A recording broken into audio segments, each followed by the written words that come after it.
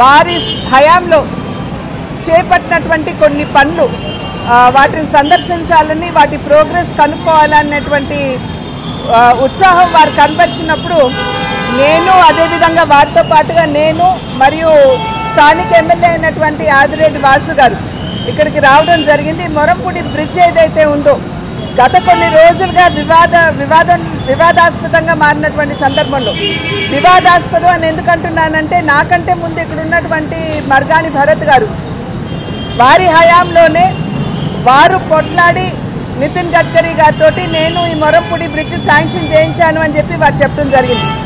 కనుక ఒక్కసారి పాత్రికేయ మిత్రులందరికీ కూడా ఇక్కడ ఏదైతే శిలాఫలకం ఉందో దాన్ని చూపించాలని, ఏదైతే ఇక్కడ అభివృద్ధి పనులు ప్రారంభమయ్యాయో అయ్యి మరి గత హయాంలోనే వారికంటే ముందే ప్రారంభమయ్యాయి అనేటువంటి అంశాలని పాత్రికేయుల మాధ్యమంగా ఇక్కడ ఉన్నటువంటి ప్రజలకు కూడా తెలియజేయాలి అనేటువంటి ఆలోచనతోటి ఈ మొరంపూడి బ్రిడ్జ్ ని సందర్శించడం జరిగింది. మీరు చూసినట్లయితే ఇక్కడ 2 శిలాఫలకాలు ఉన్నాయి.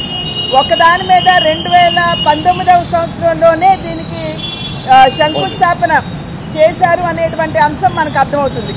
ఆ తర్వాత 2021లో అనుకుంటాను 2వ శిలాఫలకం వేసి కమెన్స్మెంట్ ఆఫ్ వర్క్ అంటే పని ప్రారంభం అని చెప్పి వారు అక్కడ శిలాఫలకం వేయడం జరిగింది.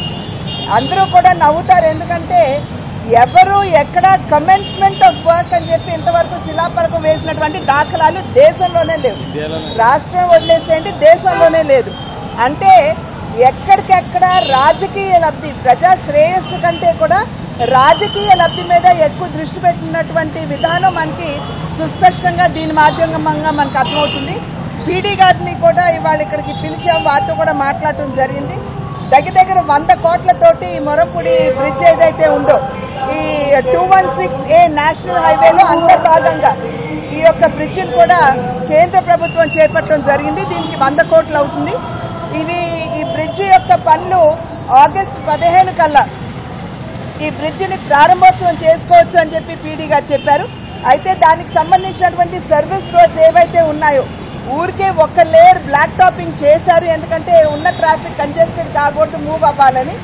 రాబోయే కాలంలో 1 నెల పాటు ట్రాఫిక్ డైవర్ట్ చేసి మిగిలిన లేయర్స్ కూడా ఈ సర్వీస్ రోడ్స్ లో వేసి దీన్ని పటిష్టం చేస్తామని చెప్పి పీడీ గారు కూడా చెప్పడం జరిగింది.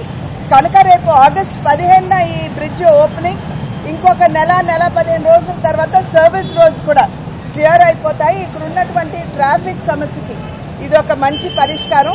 ఇందు మూలంగా మనకు అర్థమయ్యేది ఒక విషయం కూడా ఏమిటంటే కేంద్ర ప్రభుత్వం సైతం దేశాన్ని మనం అభివృద్ధి పథంలో నడిపించాలని పదే నరేంద్ర మోడీ గారు 11వ ఆర్థిక శక్తిగా ఉన్నటువంటి భారతదేశాన్ని 5వ స్థానానికి తీసుకుని రావడం జరిగింది. అదేవిధంగా రాబోయే కాలంలో మేము 3వ స్థానానికి తీసుకెళ్తామని చెప్పి ప్రధాని గారు చెప్పారు. అయితే 3వ అతి గొప్ప ఆర్థిక శక్తిగా భారతదేశాన్ని మనం మలుచుకోవాలంటే మౌలిక వస్తువులు చాలా అవసరం. రోడ్లు కావచ్చు, పోర్టులు కావచ్చు, ఎయిర్పోర్ట్లు కావచ్చు, రైల్వేస్ కావచ్చు. కనుక అందులో భాగంగా ఎంత బ్రహ్మాండంగా ఈ కన్స్ట్రక్షన్ జరుగుతుందో ప్రజలందరూ కూడా గమనించాలి. 2014 సంవత్సరానికి ముందు రోజుకి 12 నుండి 13 కిలోమీటర్ల రోడ్ల నిర్మాణం మాత్రమే జరిగితే ఇవాళ 2014 నుండి ఇవాళ వరకు అంటే నరేంద్ర మోడీ గారు ప్రధానిగా, నితిన్ గడ్కరీ గారు రైల్వేస్ అండ్ ట్రాన్స్పోర్ట్ మినిస్టర్గా బాధ్యతలు చేపట్టిన తర్వాత రోజుకి 30 కిలోమీటర్ల రోడ్డు నిర్మాణం జరుగుతుంది. అందులోని ఎంత బ్రహ్మాండంగా రోడ్లు ఉన్నాయో ప్రజలందరూ కూడా గమనిస్తున్నారు.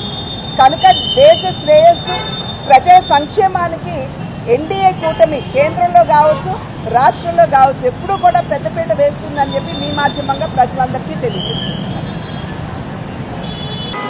ఆయన గుండె మీద చేసుకొని చెప్పమన్నాడు ఆ మాట. ఎందుకంటే నేను ఊరికే ఆఫీసర్గా ఊరికే ప్రెస్ మీట్లో పెట్టి చెప్పడం లేదు, నాకు అలవాట్లేదు. దీనికోసం ఎంత కృషి చేశానో నాకు తెలుసు, రాజమండ్రి ప్రజలకి తెలుసు. ఇక్కడ శంకుస్థాపన చేసింది ఎప్పుడు చేసామో చేసినా తెలుసు. శాంక్షన్ చేసి శంకుస్థాపన చేసినా ఉండదు ఇది. తర్వాత ఓపెనింగ్ చేసినప్పుడు ఓపెనింగ్లో ఎవరెవరు ఉన్నారో వాళ్ళు కలిపి చేస్తారు. ఇది పద్ధతి. అలాగే అక్కడ వర్క్ కమెంట్ చేసాం, ఏదో ల్యాండ్ యాక్టివేట్ చేసాం, ఎవరు కూడా ఇట్లా వేసుకోండి శిలాఫలకాలు. ఏదైనా అది వాళ్ళ విజ్ఞతకు వదిలేస్తాను. నేనేమో వాటి గురించి మాట్లాడదలుచుకోలే. చేయించేది నాకు తెలుసు, రాజమండ్రి ప్రజలకు తెలుసు. దీనికోసం ఎన్ని రోజులు కృషి చేస్తే ఈ ఓవర్ బ్రిడ్జి శాంక్షన్ చేయించామో నాకు తెలుసు. అందుకని నేను క్లారిఫై చేస్తా, ఇంకొకళ్ళు ఎవరు కూడా విమర్శించాలని చెప్పట్లేదు. నేను నిజంగా జరిగిందని విమర్శ కాదండి,